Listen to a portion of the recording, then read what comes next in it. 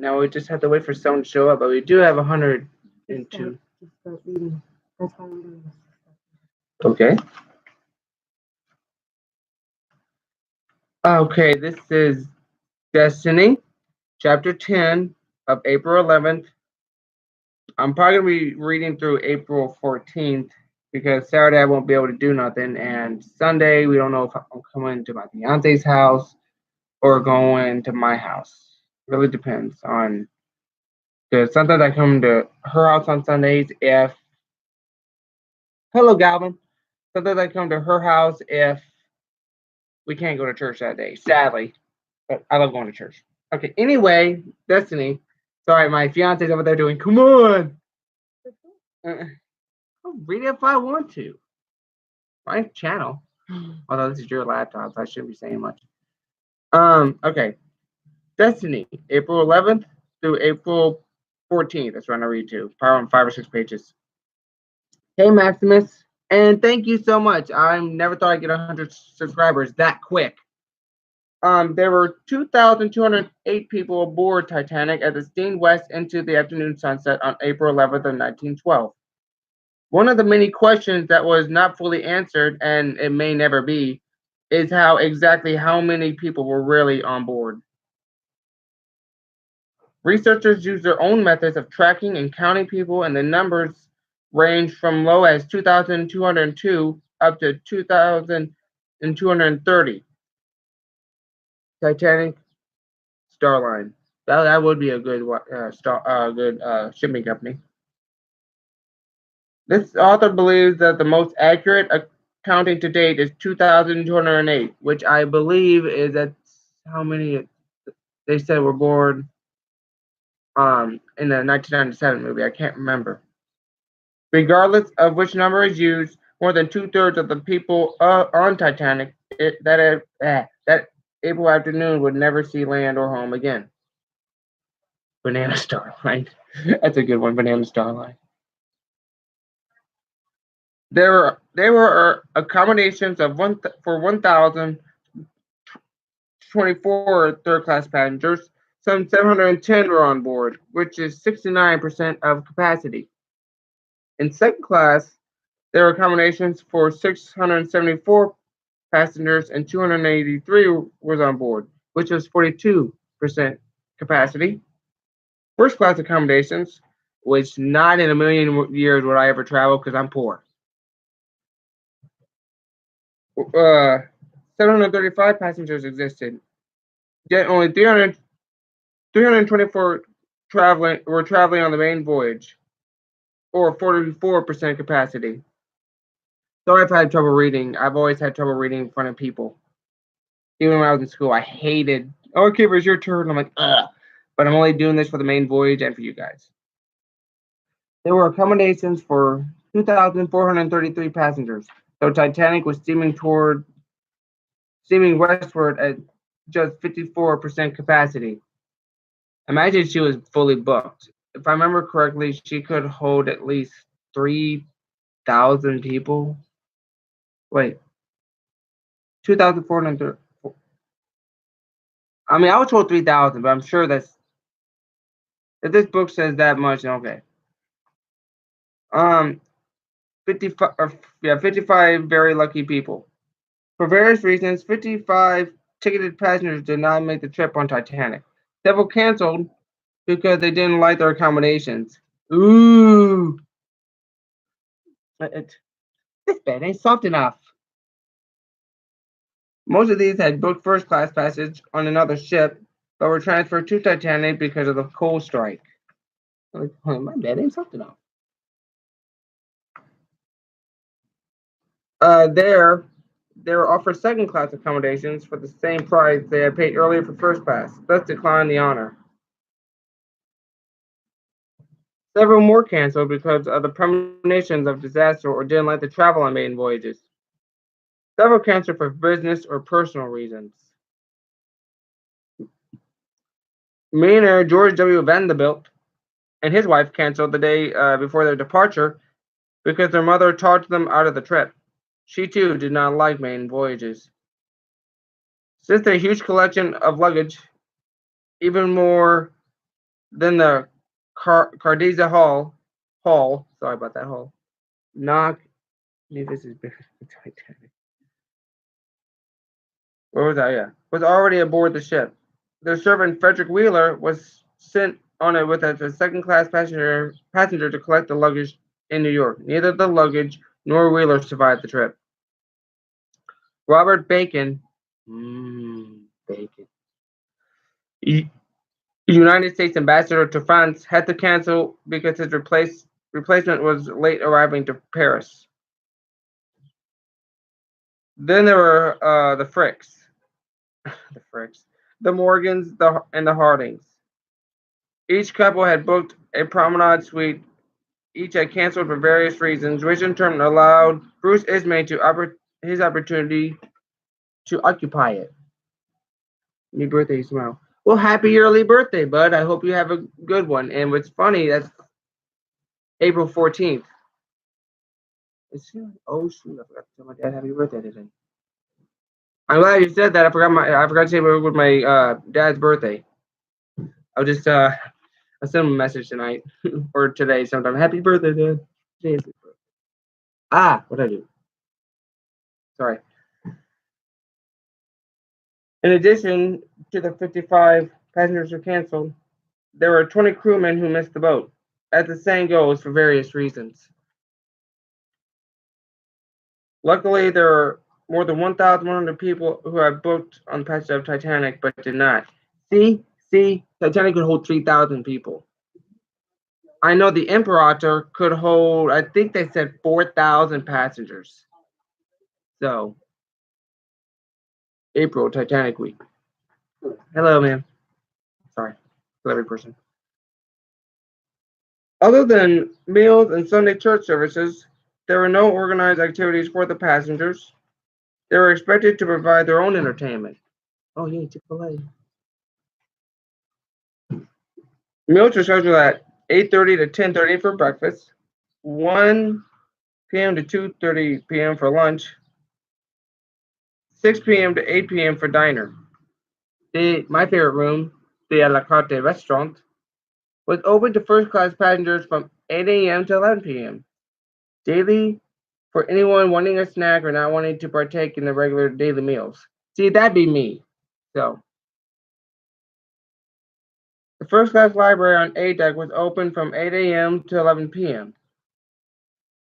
There was also a library for second-class passengers. Third-class passengers would spend mostly their time in the great dinner room on C deck, where a piano was to be had and dances were held. Most spent their time reading and writing letters, playing card games, or visiting with just friends. In the days before radio, television, slot machines, and cell phones, that's not in there. I just added that. There was little much to do.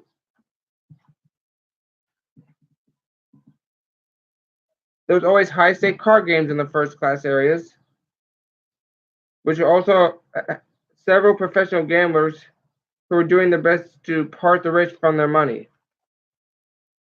Riviera for Titanic Adventure at a time. Hello, mon ami.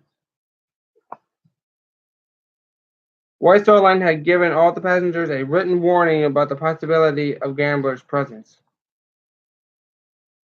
One thing that occupied the minds of the many first-class men was the large board in the smoking room that listed a number of miles in the previous day's run, posted from noon one day until noon the next.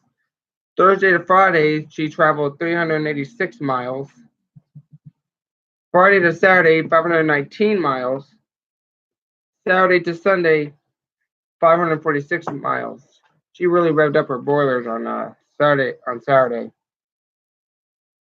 It looked like Titanic was due for an early morning arrival in New York on Wednesday.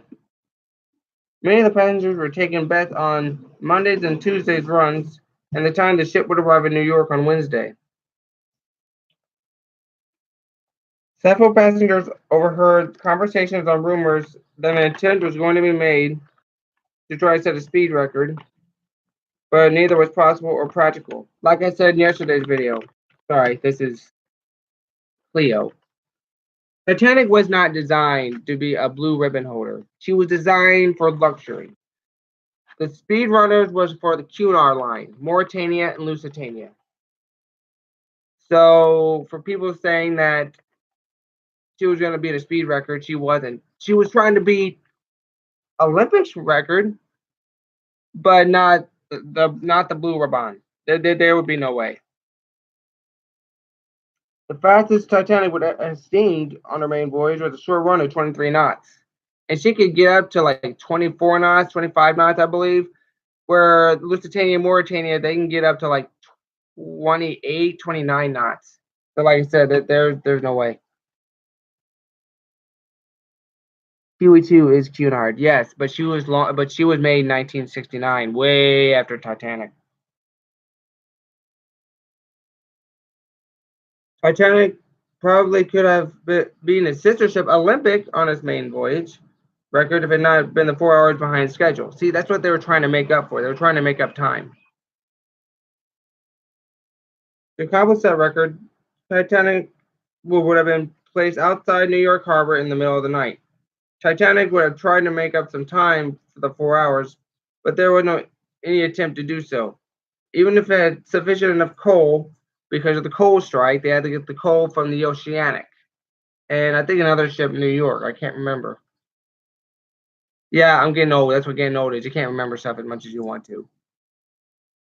Titanic would have been docked in New York in the middle of the night, and that would have been out of the question for the White Star Line. That would not have been good. But sinking of the ship was worse for the White Star Line. So about all that could have been done is have the ship wait outside the harbor until morning, which would have not set any records and would not have made much sense to the passengers. Many of the passengers would have not made arrangement to be picked up in any day. Sorry, didn't have any arrangement to get picked up any earlier, so they wouldn't have been overly excited about an early arrival. Okay, I'm gonna skip the meal part if y'all don't mind and go to Life at Sea Part 2, and then we'll stop at ice warnings, and then I record that for later. I love my fiance's eating without me. Although there was supposed to be a lifeboat drill on Sunday morning, it was not conducted, nor were any lifeboats drilled held during the entire voyage. No instructions were issued about who was to report to what lifeboat in case of emergency. See, that's why there was so much panic during the sinking. No one knew what to do. Furthermore, weren't any instructions posted on how to use the lifeboats. It was not uncommon at the time to cancel lifeboat drills or to fail to post instructions. Thanks to Titanic sinking, now that they help change the laws and regulations on lifeboats and performing lifeboat drills. After the Titanic sinking, that wasn't necessary. As was customary, Captain Smith and his officers made a complete inspection from the ship every day at 10 a.m. to check on the safety of the crew and passengers and the operation of the liner. Some second-class passengers complained that the heat didn't work in their cabins, only part due to fixtures and some time of the washrooms were installed. Due to haste and preparation of the ship for departure, much of the finishing work was not complete. Because if y'all could remember, hey, Lusitanian, I can't say that last name. I'm sorry, but if y'all remember, Titanic's main voyage was held back. She was supposed to sail, I think, March 31st on her main voyage, but it was sometime in March. I think it was March 31st, but because of the Olympic mishap twice, she had to be pushed back, and then they set the date for April 14th. Now that didn't give them enough time to finish the ship. After her main voyage, when she would return to Southampton, they would finish the job. Sadly, Titanic was never fully completed. Imagine if she was, like Britannic. So Down on G deck, five postal inspectors, three American and two British, worked on 14-hour. Oh, geez, 14 4-hour days, and bagging 3,430 bags of mail and hundreds of packages. I can't even imagine. Oh, April 13th is my birthday, but we were going to a place on April 14th. If I were you, well, you know what? Happy early birthday, buddy. I hope you have a good one. Seriously. On that day, try not to think about Titanic, like any disaster. That'll make you sad. Think about something happy. Think about your family. Think about your loved ones. That's then you think about Titanic after your birthday.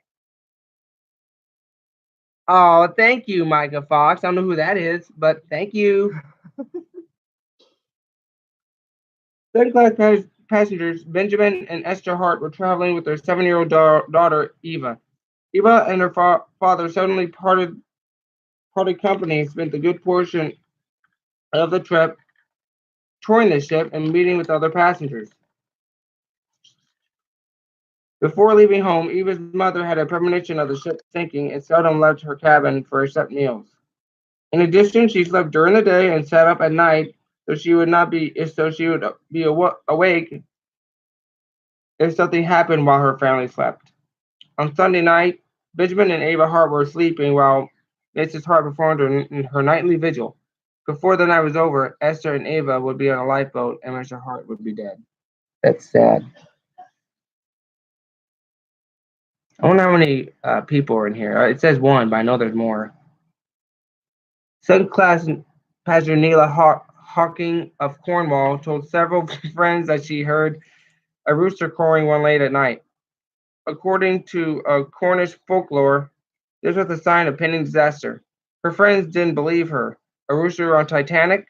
But after the ship sank, passenger Miss J.S. White filed a claim for lost property that included roosters and hens. I don't know why I'm laughing. That's sad. It is possible that Nellie Hawking did indeed hear a rooster on Titanic. I'm sorry. I don't know why I'm laughing. I can just imagine them flapping their arms, going, just panicking when the water's coming in. The second class purser clerk assured Miss Ruth Becker, "You don't have to be afraid at all. If anything should happen to this ship, the watertight compartments will keep it afloat until we get help." Yeah, right. Second class passenger Miss Albert Cadwell asked the deckhand, "Is this ship really unsinkable?" His reply was, "Yes, lady. God himself could not sink this ship. Do not test God." I will say that right now. Do not test God. On Saturday morning, it was reported that Captain Smith had the coal fire in Boiler Room 5 finally been put out. And okay, stop right there. The coal fire theory is a load of poo. Okay, it is a load of poo. There is no way on God's green earth that that would have done anything to the hull. That was in the boiler room. And besides that, that wasn't even near the fire or near where the Titanic hit the iceberg. There's no way. Did you know that the Britannic? Yes, that was called Fullity, the wreck of the Titan, or the wreck of the cheese knife, if y'all got my drift. But yes, that was a premonition. Kind of. There were some differences, but you can't deny the similarities. The first few chapters was about the Titan, but the rest was about Roland and uh, spending time on an iceberg, and then the inquiry. The rest of the book is about that. So I think like the first 5 chapters about the Titan itself. Religious services for all classes were held in the first class dining saloon at 10:30 Sunday morning. This was the only opportunity third class passengers would have seen the first class sections of the ship. First class and author William T. Stead had written about a ship collided with an iceberg and sank. It is also believed the mysticism and spiritualism had been advised by mediums to avoid ocean travel. During dinner on Sunday evening, Steve told a story about an Egyptian mummy that carried a curse that caused death and destruction to all who viewed it. The mummy itself was on display in London in the museum. Passenger Fred Stewart was also impressed by the mummy's story that he told it to a reporter in the New York World after his rescue. The story was written that the mummy was actually being transported on the Titanic, and its spell has caused disaster. There is no mummy aboard. Oh, look, we have no viewers, but we have 3 likes.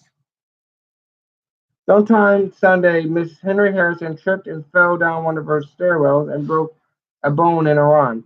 The ship's surgeon set her arm in a plunder's cast. In the first class section, many of the unaccompanied male passengers engaged in the tradition, formally offering their services to protect the unprotected ladies. Some people say that was them being gigolos, but they were there. But back in that day, that was being a gentleman, which nowadays you can't find many of them around anymore, except me. I bet she can vouch for that, can you, sweetheart? That's right. Okay. Usually, the services provided do not involve any more strain than the call steward to bring them something for a lady. See? It is often provided a gentleman with a dinner companion. There wasn't any pretext for romance in the offering of one's services. One of the busiest passengers involved in protecting the ladies was Colonel Archibald Gracie, who offers his services to at least 6 women. Dang, man. Among them was widow Miss Helen Churchill Candy. Miss Candy was an independent, strong-willed woman and a successful author. She was so popular, in fact, that no less than 6 gentlemen offered to protect her during the voyage to the United States. She was traveling home to meet her son, who had been injured in an airplane accident, a rather unique event at the time. Because remember, airplanes were just becoming a thing. Where are my viewers? No, well. Colonel Archibald Gracie called Miss Candy and the 6 gentlemen our courtier. They all got along so well that several of the passengers later commented on the closeness of the group. On Sunday, Miss Candy and one of her protectors, Hugh Woolner, spent an hour in the gymnasium on the boat deck where instructor T.W. Macaulay let them use the gym equipment, including the stationary bicycle and the mechanical horse. Afterwards, they had tea in the first class lounge. Oh, tea, yay. Reverend Ernest Carter, traveling second class, spent much of the Sunday preparing for Sunday night's hymn singing in the second class dining saloon. Third class passenger Eugene Daly spent a good portion of Friday, Saturday, and Sunday on the aft deck playing his bagpipes. He must have had a huge lungs because I can barely. Down in third class, down in the third class common areas, there was much sort of dance every night with music provided by many musically inclined passengers. Hey, Cleo. The first class, or the passengers followed pretty much the same routine every day. Weather permitted, many spent of the daylight hours outside in the open decks.